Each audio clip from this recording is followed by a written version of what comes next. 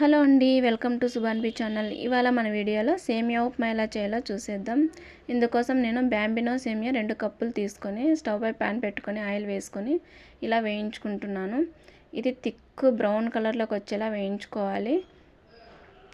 ఇలా వేగిన సేమియాను ప్లేట్లోకి తీసేసుకొని అదే కడాయిలో 2 స్పూన్ల ఆయిల్ వేసుకొని ఆనియన్, పచ్చిమిర్చి, కరివేపాకు, జీలకర్ర, ఆవాలు వేసుకొని వేయించుకున్న తర్వాత అందులోనే పసుపు, కారం వేసి కొంచెం వేయించుకోవాలి. మీకు సేమియా ఉప్మా వైట్ కలర్లోనే కావాలనుకుంటే పసుపు, కారం స్కిప్ చేసేయండి. ఓన్లీ గ్రీన్ చిల్లీతో చేసేసుకోవచ్చు. ఇప్పుడు నేను 2 కప్పుల సేమియాకి 3 కప్పుల వాటర్ వేసి బాయిల్ చేసుకున్నాను, సాల్ట్ వేసి. ఇప్పుడు ఈ బాయిల్ అయిన వాటర్లో మనం సేమియా వేయించుకున్నది వేసుకొని ఇలా అడుగు అంటకుండా కలుపుకుంటుంటే మనకి సేమియా ఉప్మా ఇలా రెడీ అయిపోతుంది. ఇప్పుడు ఇందులో 2 స్పూన్ల పుట్నా పప్పు పౌడర్ వేసి మొత్తం కలిపేసుకోవాలి. ఇలా చక్కగా రెడీ అయిపోయింది కదండి. ఇప్పుడు సేమియా ఉప్మా సర్వింగ్ బౌల్లోకి తీసేసుకుందాం. కనిపిస్తుంది కదా మీకు, ఎక్కడే కానీ ఇది అతుక్కున్నట్లు, ముద్ద అవుతున్నట్లు ఏమి కనిపించట్లేదు కదా. ఈ ప్రాసెస్లో చేసుకోండి, సేమియా ఉప్మా మనకి చాలా టేస్టీగా ఉంటుంది.